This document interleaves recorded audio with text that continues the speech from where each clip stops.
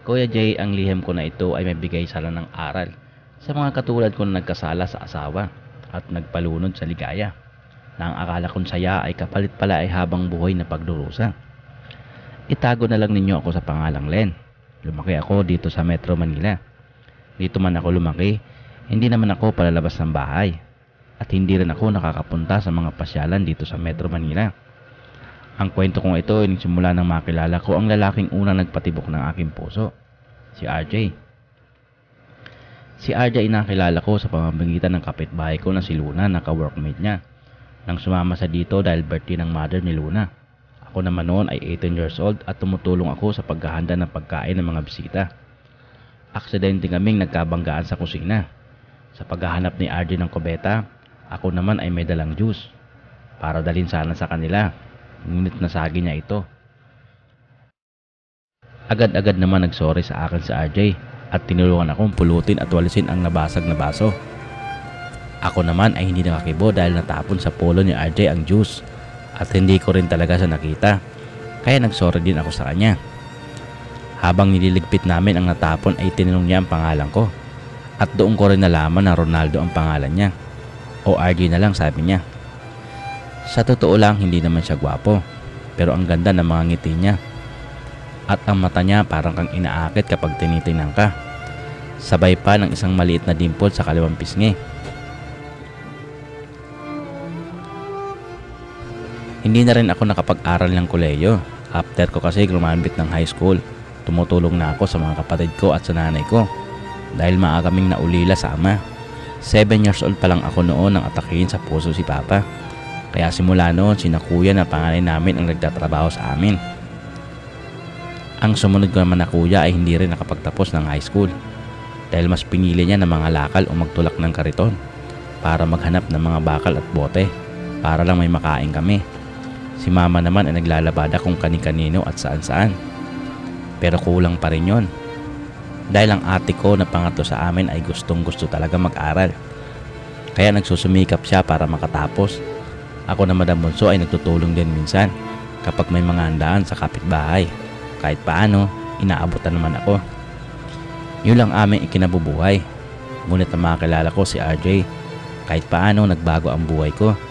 Nadadalas na kasi ang pagpunta ni RJ noon kina Luna. Yung pala ako ang sadya nito. Hindi naman sa pagmamalaki, maganda rin ako. 5'5" ang height, maputi. Madalas nga na niyayaya ako ng anak ng kaibigan ni mama na nagja-Japan na sumama sa kanya para maging entertainer noon sa Japan. Tiyak daw na mabenta ako sa mga Hapon. Pero ayoko, natatakot ako. Lalo nang napanood ko noon ang nangyari sa isang Japayuki na ginahasa at pinatay ng mga yakuza. Saka ayaw din na kuya at ate. Kaya naman daw nila ako pakainin. May pera ka nga, madungis naman ang pagkatao mo at wasak ang katawan mo. Yan ang madalas na sinasabi sa akin ni ate.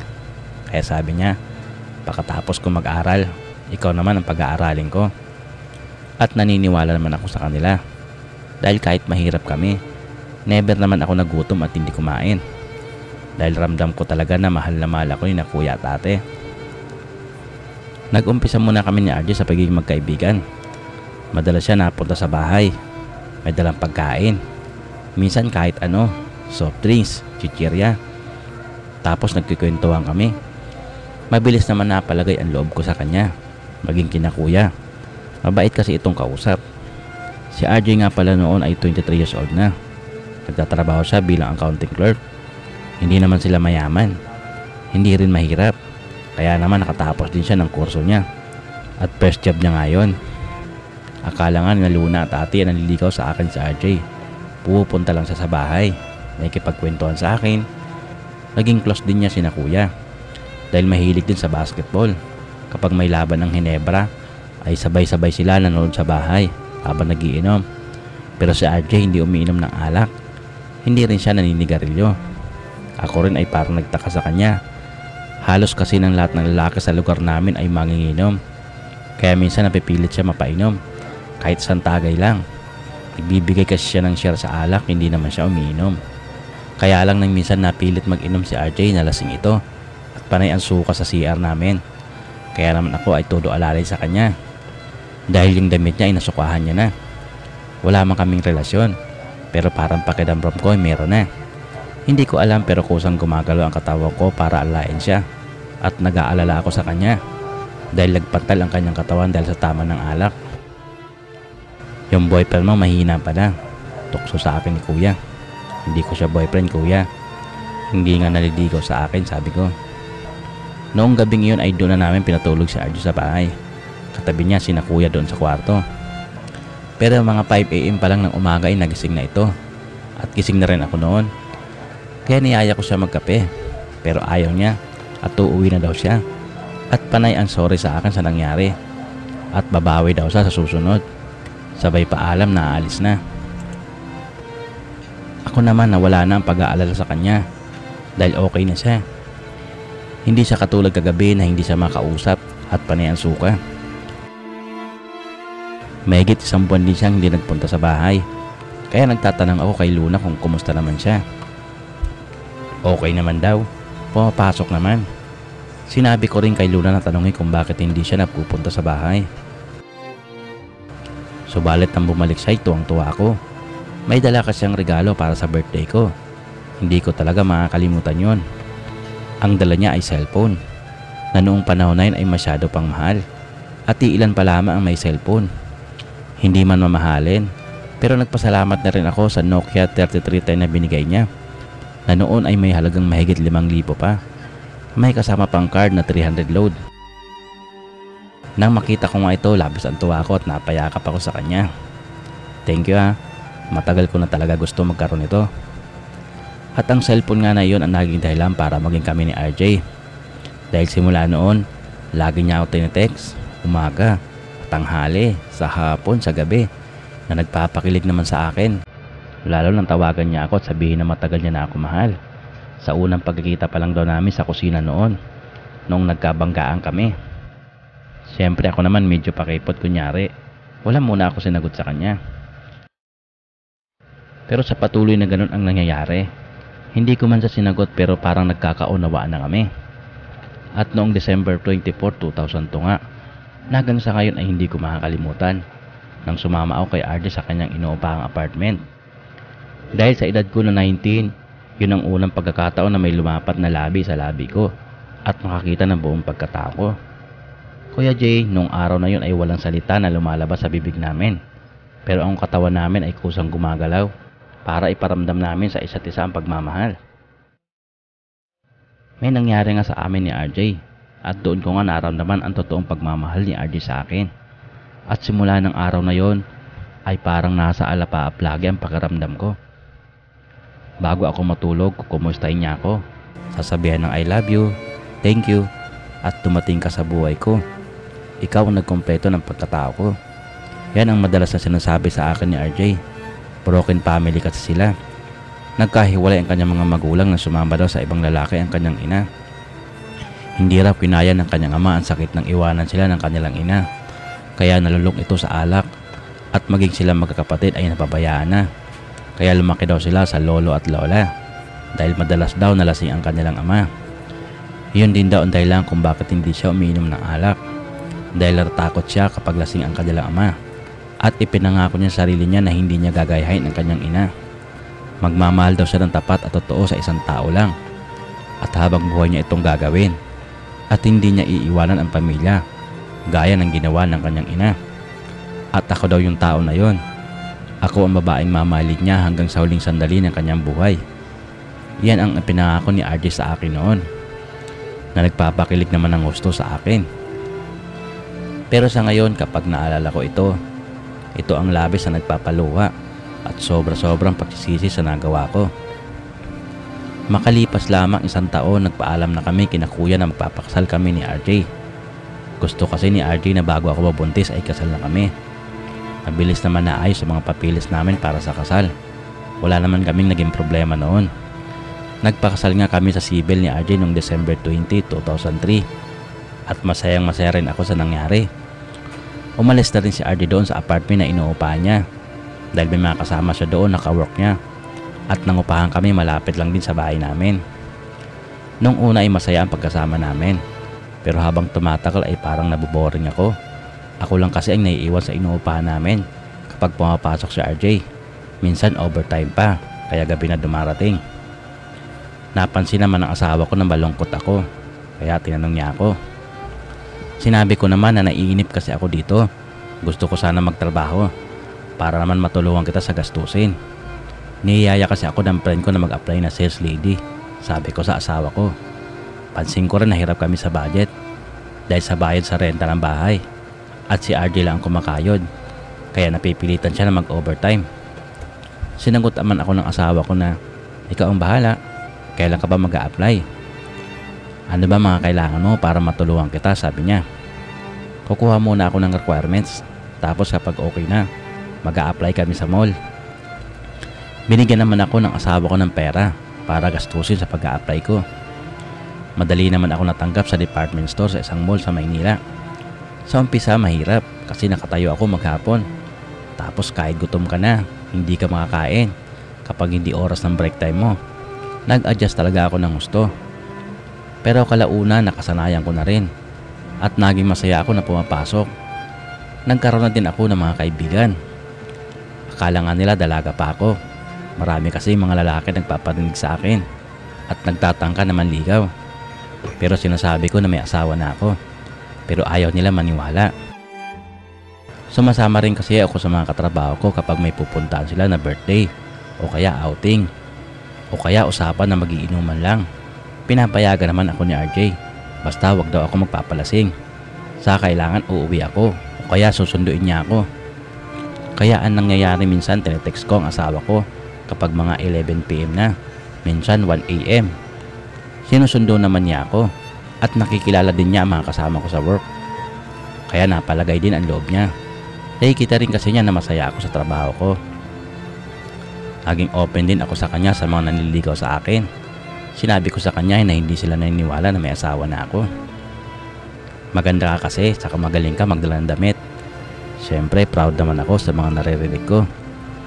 After 5 months naman, nag-end ang kontra ko sa mall na yon. Kaya sabi ko sa asawa ko, maglilipat ako ng agency. Mas maganda daw doon sa mall na yon. Hindi ko nababanggitin ang pangalan ng mall. Madali naman ako natanggap agad at na-assign ako sa mga makeup.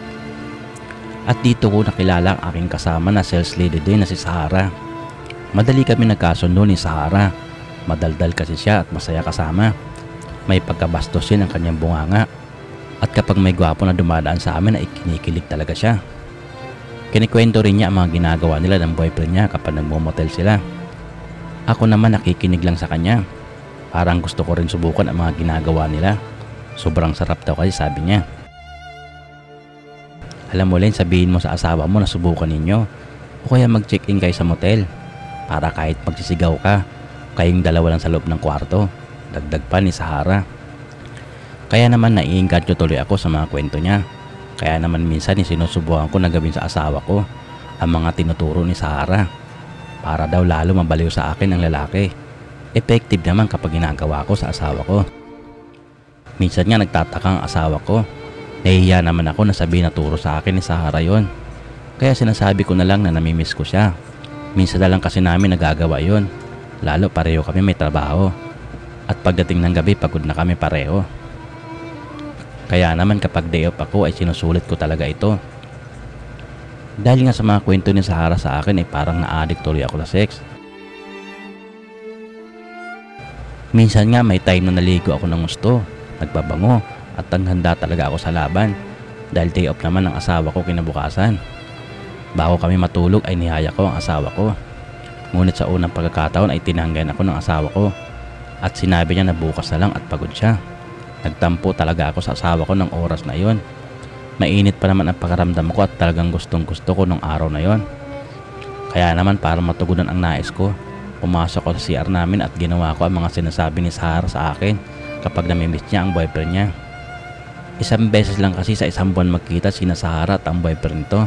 May asawa daw kasi ito at kinakabit lang siya. Wala naman daw siya pakialam kung kabit siya. Ang mahalaga daw ay binibigyan siya ng pera at binibigay ang hilig ng katawan niya.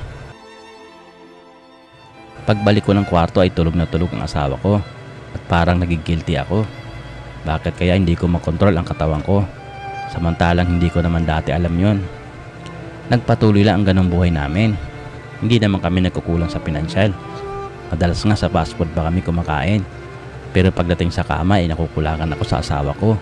Game naman ang asawa ko sa mga posisyon ng mga ginagawa namin. Pero hanggang isa lang talaga ang kaya niya. Pagkatapos ng isa, nakakatulog na agad. Samantalang ako buhay na buhay pa rin at hindi makatulog. Para lang masatisfy ako. Minsan niyaya ko siya mag-inom ng alak. 1 bote sa kanya, 2 sa akin. Mabilis kasi siya malasing. At kapag nadagdagan pa ng 1 bote, tiyak ng bagsak na ito. Kaya sakto lang ang 1 sa kanya. At talagang wild din ito kapag nakakainom ng konting alak. Halos magdadalawang taon din ako sa area ko sa mall kasama si Sara. Kaya halos magkakilala na kami ng gusto. Minsan sumasama ako sa tinitiran niya. Pero may isang araw na nagbabago ng buong buhay ko. Nang dumaan sa amin ang 2 foreigner na 1 puti at 1 itim. Dahil si Sahara ay talagang matabil ang dila. Malayo pa lang ay niyaya niya na ito at inaalok ng product namin. Si Jan ang puti ay lumapit kay Sahara. Samantalang si Peter ang negro ay sa akin. "Hi Miss Beautiful," sabi agad nito sa akin. Hindi naman kami masyado nagkaintindihan. Dahil hindi naman ako masyado marunong mag-Ingles. At nakabenta kami agad ng araw na yon. At kota agad. Dahil worth 15,000 ang binili ng 2. Pero bago sila umalis, hiningi nila ang contact number namin. Ibinigay ni Sahara ang number niya. Pero si Peter, kinukulit ako at pilit hinihingi ang number ko. Ayaw ko sana. Kaya lang si Sahara ibinigay pa rin ito. Hindi naman kasi ako interesado. Sobrang itim kasi ni negro. Ngipil lang ang maputi. At ang laki niya. Siguro mga 5'9" ang taas. At ang katawan niya ay parang antigas. Hindi talaga ako na-attract sa maitim. Okay na sa akin ang moreno. Tulad ng asawa ko. Makalipas nga ang 2 araw na yun ay may nag-text sa akin na bagong number. Habang nasa biyahe ko papunta sa trabaho. "Hello Miss Beautiful." Yun ang unang text niya.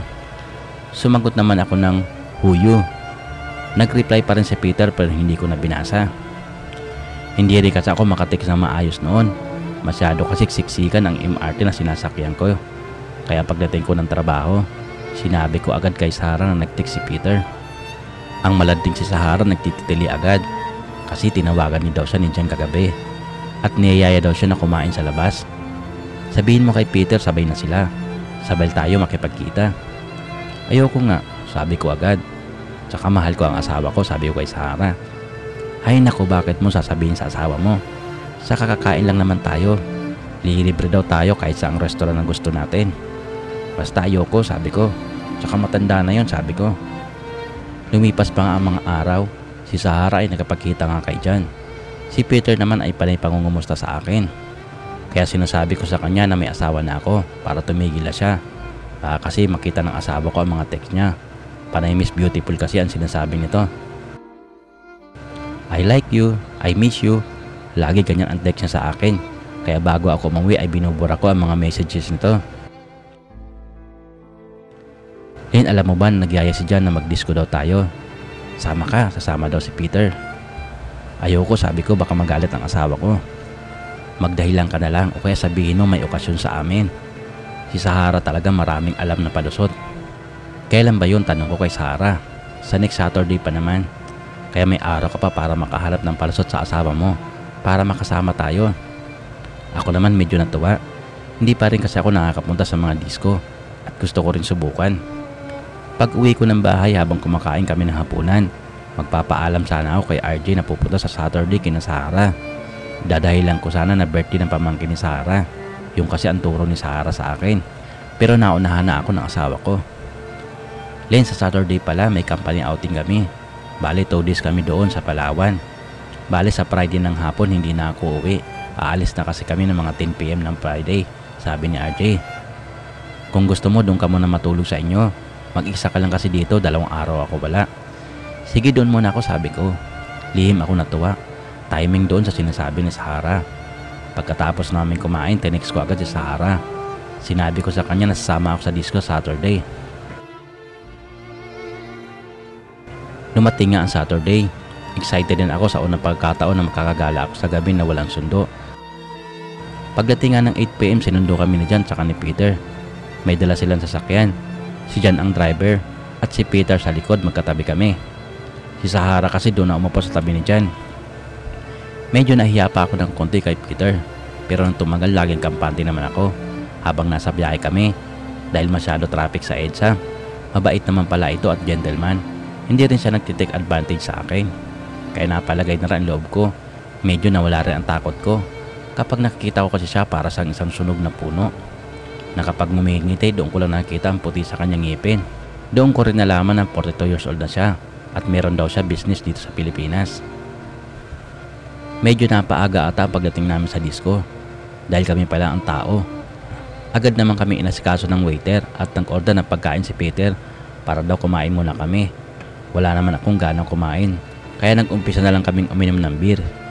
Habang tumatagal ang oras ay nalalasing ako at hindi ko na nararamdaman ang pagod sa kasasayaw. Tuwang-tuwa ako. 4 AM na ng umaga na magaya ng umuwi si Sahara. Sabi ko magpapahatid na lang ako sa bahay namin.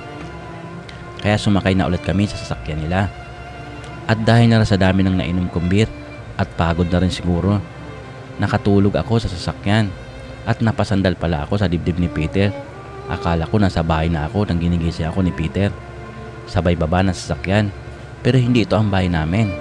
Parking ng building ito. Nahihilo talaga ako. Kaya sumunod na lang ako kay Peter. Inakay niya ako at naramdaman ko na sumakay kami ng elevator. Nakita ko na lang ang sarili ko na nasa loob na ng kwarto. Parang kondo. Umupo muna ako saglit sa sopa at tinanong ko si Peter kung asan kami. Sabi niya nasa unit daw niya kami. Ibig sabihin nasa loob ako ng kondo ni Peter. Dahil sa dami ng nainom ko, nasusuka na naman ako. Kaya inalalayan ako ni Peter sa CR. Sinabihan din niya ako na mag-shower para mabawasan ang tama ng alak sa akin. Sabay isinara ang pinto ng CR at lumabas na. Binuksan ko naman ang shower at sa bigla ko, hindi ko na nahubad ang damit ko. Kaya kasama ito sa nabasa. Natagalan talaga ako sa CR. Dahil nagbabad ako ng gusto sa shower. At medyo nahimasmasan ako. At bahala ko magpahatid kay Peter para umuwi. Panay naman ang katok ni Peter sa CR. Inabutan niya ako ng towel. Binigyan din niya ako ng extra t-shirt para magpalit daw ako. Sabi ko naman sa kanya, hatid niya ako at uuwi na ako. Sabi ni Peter, dito lang daw ako matulog. Huwag daw ako mag-alala. Wala akong masamang balak sa'yo. Medyo islang niyang pagtatagalog. Tinignan ko naman ang cellphone ko. May text ang asawa ko. Kinukumusta ako. Hindi raw siya makatawag sa akin kasi ang hina ng signal ng lokasyon nila. Kailangan pa daw sa highway para makatext siya. Papunta raw sila ng isla. Kaya hindi na siya makakatext sa akin. Hindi na ako nakareply dahil tuluyan ng pumikit ang mga mata ko. Nagising na ako ng 1 PM ng hapon. Nakita ko ang sarili ko natulog sa malambot na kama. Nakabalot ako ng comforter. Napabalikos ako bigla at agad tumayo. Naglakad ako sa loob. Pero walang tao. Ako lang mag-isa. Doon ko naalala na sa kondo pala ako ni Peter. Tinignan ko ang katawan ko. Wala naman na bago. Pinakaramdaman ko ito. Nakasuot pa rin naman ako ng underwear at bra. Inis ko kasi na baka ginalaw ako ni Peter habang tulog ako. Pero wala naman ako nararamdaman ng kakaiba. Maya-maya bigla bumukas ang pinto. Si Peter dumating may dalang pagkain. How are you? Sabi niya agad. Tumango-tango lang ako at nagsabi na uuwi na ako. At hinahanap ko ang damit ko. Hindi ko kasi makita. Sinabi niya na dinala niya daw sa baba. Pinaloaded niya ito para daw mamaya may magamit ako. After 1 hour daw pwede na kunin yon. At saka nagaya rin siyang kumain. Kumain kaming dalawa. Gutom na gutom talaga ako. Sinabi rin niya ang nangyari sa akin kagabi. Sobra daw akong nalasing. Tinanong ko rin siya kung may ginawa sa akin habang ako ay tulog. Mariin ang pagtanggi niya. Wala daw siyang ginawa. Saka nakatulog na rin daw siya. Tinuro niya kung saan siya nakatulog. Doon daw sa sopa. Nanakit nga daw ang batok na dahil nakabaloktot siya. Naniwala naman ako sa sinabi niya. Nagpasalamat din ako sa kanya. Pakalipas ng 1 oras may kumatok nga sa pinto, dala ang aking damit. Nagpaalam din ako kay Peter na maliligo muna. Habang nasa CR ako, naisip ko na maitim lang pala ito pero mabait naman. Paglabas ko naman ng banyo, nakita ko si Peter na nakahubad ng damit at naka-boxer short lang. Pero nakatalikod siya at nakadungo sa bintana. Kaya nakita ko ang katawan nito na puro muscle, parang antitigas. Habang nakatingin ako sa kanya, nang humarap siya sa akin, halos nabigla ako at nalula. Dahil sa nakita ko nakaumbok sa kanyang harapan. Yumuko na lang ako para hindi niya mahalata nakatingin ako sa kanya. Sabay paalam na, aalis na ako. Thank you sa lahat. Lumapit siya sa akin at sinabing hindi niya raw ako mahatid kasi yung sasakyan ay gamit ni John. Nagulat naman ako nang inabutan niya ako ng pera. pamasahe ko daw. Ayaw ko naman tanggapin. Nakita ko kasi na tigi 1,000 at medyo makapal ito. Pilit niyang inaabot sa akin pero umiiling ako. Sabi ko may pamasahe naman ako. Kaya ang ginawa niya, kinuha niya ang kamay ko, saka inilagay ito. Tinanggap ko na rin. Pero tinanong ko kung para saan ito. Sabi niya mag-taxi na lang daw ako at yung iba, ako lang bahala kung ano gagawin ko. Nagpasalamat naman ako at lumabas na ng kondo. Sakto naman pagdating ng labi ay may taxi na agad. Kaya nakasakay na ako at nakauwi na rin sa inuupa namin bahay ng asawa ko. Binilang ko rin ang inabot na pera ni Peter sa akin. 10,000 pala. Sa bagay, malaking tulong din sa akin ito. 1 buwan sahod ko rin ito bilang sales lady, sabi ko. Tinext ko rin si Sahara. Sinabi ko nang binigyan ako ng pera ni Negro. Ginalingan mo siguro ng pagpapaligaya sa kanya, reply ni Sahara. Nag-reply ako na, walang nangyari sa amin, natulog lang ako. Ay nako, hindi ako naniwala sa'yo. Bakit ka naman bibigyan ng pera? Text pa ni Sahara. Napaisip na lang tuloy ako. Seryoso kaya yung Negro na yun, sabi ko sa sarili ko. Sinabi ko naman sa kanya na may asawa na ako. Makalipas naman ang 1 linggo, nagaya naman si Peter doon daw sa kondo nila, magiinom lang daw. At kinukulit na naman ako ni Sahara na sumama. Si John kasi boyfriend na agad ni Sahara. Iiwanan niya na daw ang boyfriend niyang may asawa. Kaya nagsinungaling na naman ako sa asawa ko na birthday ng pamangkin ni Sahara. Pumayag naman ang asawa ko. Nagbili lang na wag akong iinom ng marami. Tsaka text niya daw ako kasi susunduin niya ako. Sabi ko naman wag mo na ako sunduin. Magpahinga ka na lang, may trabaho ka pa naman bukas. Tumango na lang ang asawa ko. Kaya tulad ng dati, sinundo ulit kami ni Sahara ng mga 8 ng gabi. Dumiretso kami sa unit dyan sa kabilang building ng kondo. May hinanda sila na alak na imported. Hindi ko nga gusto ang amoy, pero medyo masarap siya. Hindi siya mapait, kaya napaparami minsan ang pag-inom ko. Nag-text na rin ako sa asawa ko na kinasahara na ako matutulog. 11 PM na kasi ng gabi yon. Nag-reply naman ang asawa ko na susunduin kita, saan ba yan? Sabi ko wag na. Maaga naman ako uuwi, sabi ko. Safe naman dito. Dito kami sa kwarto ni Sahara matutulog. Pagsisinungaling ko pa. Sige basta wag kang papalasin ng gusto ha. Dagdag pa sa text ng asawa ko. Nagpatuloy lang kami sa pag-inom. Si Sahara saka si John pumasok na sa kwarto. At naiwan kami ni Peter. At panay ang hawak sa kamay ko. At panay din ang bigay ng tagay sa akin. Pero tumanggi na ako. Ayaw kasi malasin ng gusto. Kaya naman tumigil na kami sa pag-inom. Niyaya na rin ako ni Peter dun sa unit niya na magpahinga daw. Hindi ko alam kung bakit hindi ako tumanggi. Nakita ko na lang ang sarili ko na nasa loob na kami ng unit ni Peter. Pagpasok namin, agad akong hinalikan ni Peter sa labi. Dala na rin siguro ng tama ng alak. Hindi na ako tumanggi. At sa pangalawang pagkataon na ito, may labi na naman ng lalaki na dumampi sa akin. At hinayaan ko na lang sa ginagawa si Peter hanggang ihiga niya ako sa kama at namnamin ang tigas ng katawan niya. Grabe kung kumayod si Peter, parang kalabaw na walang kapaguran. Ang mga sandaling nais yung gawin ng asawa ko sa akin ay dito ko kay Peter naranasan. Isang karanasan na hindi ko makakalimutan dahil iyon din ang talagang hinahanap ng aking katawan. Halos magdabag kaming naglaro ng apoy ni Peter at hindi ko lubos maisip kung paano ko nakayanan ang laki ng katawan niya. 6:00 ng umaga nang hinatid ako ni Peter sa bahay namin, pero doon lang sa may kanto. Baka kasi makita ako ng asawa ko. Pagdating ko naman sakto na papaalis na ang asawa ko para pumasok sa opisina. Humalik siya sa akin bago umalis, pero ako parang nakalutang. Dala na rin ang pagod sa magdawang naming laro ni Peter. Nagpatuloy lang ang ganung relasyon namin ni Peter. Minsan nga hindi ako pumapasok sa trabaho at tula ako sa kondo ng Peter maghapon. At patuloy nga kami sa paggawa ng kasalanan sa asawa ko. At yun din naman talaga ang palaging hinahanap ng katawan ko, ang mga ayuda ni Peter. Nagtataka na nga ang asawa ko dahil hindi ko na raw siya niyayaya. At kapag ginagamit ako ng asawa ko, parang wala na akong gana. Parang nakukulangan ako sa mga ginagawa ng asawa ko at hinihintay ko na lang siyang matapos para makatulog na ako. Kapag nagkikita kasi kami ni Peter, ay lupaypay talaga ang katawan ko sa pagod bago niya ako bitawan. Mga mahigit 10 buwan din na palaging ganun nangyayari. Naramdaman ko na lang na may pananakit sa puwerta ko at nilagnat ako ng napakataas. Iniisip ko na lang na tarangkaso yon. Pero 4 na araw na hindi pa rin nawawala ang lagnat ko. Saka sumasakit ang mga kasukasuan ko. May lumalabas din na mabahong discharge sa puwerta ko. Natakot ako sa nakita ko. Paano ko ba sasabihin sa asawa ko ito? Nag-aalala din ang asawa ko dahil sobrang taas ng lagnat ko at nanginginig ako, kaya dinala niya ako sa ospital. Hindi ko sinabi sa mga doktor ang totoong nararamdaman ko. Sabi ko lagnat lang at masakit ang lalamunan ko. Pero masyado raw mataas ang lagnat ko. Baka daw may infection ako sa katawan. Kaya kukunan daw ako ng blood sample at urine sample. Kaya naman matapos ang halos isang araw na kahiga dun sa ER, may lumapit sa amin na babaeng doktor at kakausapin daw ako. At kaming dalawa lang. Kaya pinalabas muna ang asawa ko. Nagtaka naman ako kung bakit. Kinabahan tuloy ako. Unang nagtanong ang doktor kung kasal daw ba kami ng asawa ko at kailan daw ang huling pagkatalik namin ng asawa ko. Dahil dalawa lang daw maaaring pagmulan nito. Maaaring sa asawa ko, nahawa ako, o nakipagtalik ako sa ibang lalaki. Yun ang sabi ng doktor. Ipiniliwanag niya sa akin ang sakit ko. May sinasabi siya na English term pero hindi ko maintindihan.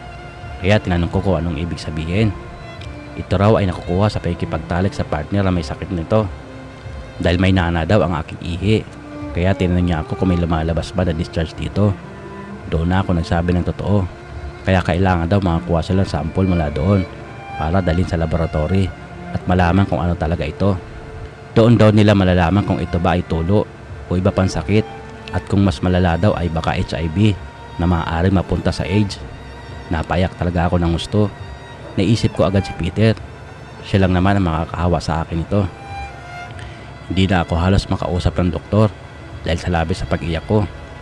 Sinabi rin ng doktor na kailangan magpatest din ng asawa ko para malaman natin kung may sakit din siya. Pagkatapos lumabas na ang doktor at ang asawa ko naman daw ang kakausapin. Pagkatapos ng halos isang oras, nakasama ng doktor ang asawa ko. Bumalik ito na namumugto ang mata. Walang sinasabi ang asawa ko.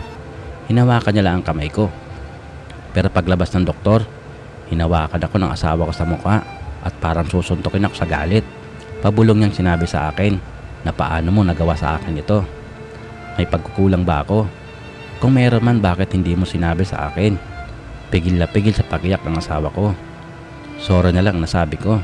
Sabay iyak na rin. Patawarin mo ako, sabi ko sa asawa ko habang patuloy ako sa pag-iyak. Sa bahay tayo mag-usap. Yan kasi ang ugali ni RJ. Ayaw niya na may makakita o makakarinig na nagtatalo kami.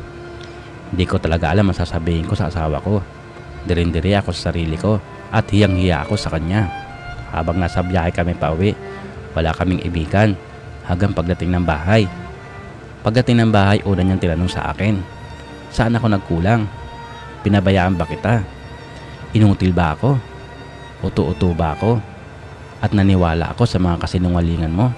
Bakit hindi mo sinabi sa akin na may pagkukulang ako? Ano nangyari? Na-rape ka ba? O nangati ka lang? Yan ang mga sunod-sunod na tanong na ipinukol sa akin ni RJ na halos wala akong masagot. Hinihintay ko na lang na dumapo ang kamao niya sa mukha ko. Sa nakita ko sa kanya, para nanlilisik siya sa galit. Pero hindi niya yung ginawa.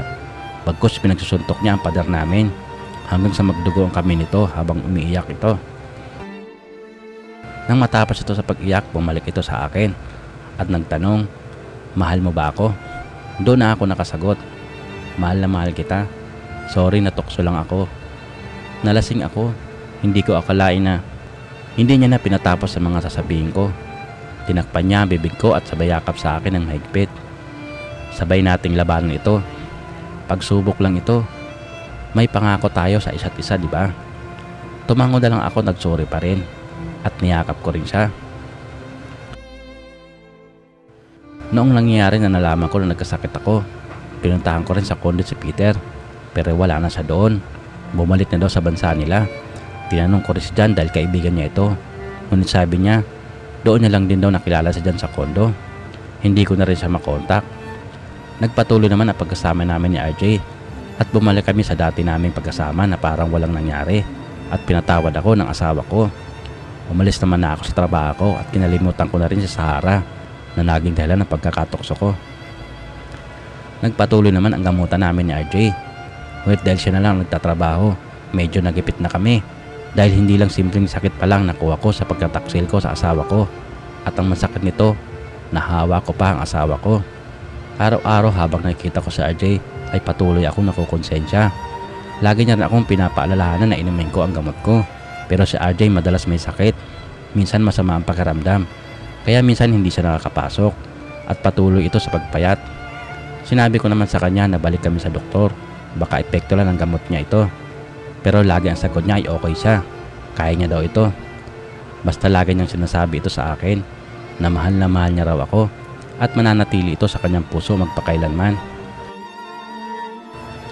Makalipas ang halos 6 na taon, tuluyan nang bumagsak ang katawan ni RJ hanggang tuluyan niya na akong iniwan. Doon ko na lang nalaman na hindi pala siya umiinom ng gamot dahil sa kakulangan sa pera. Ako lang pala ang kanyang binibili at pinapainom. Napakasakit, Kuya Jay. Napakalaki na pagmamahal ng asawa ko sa akin.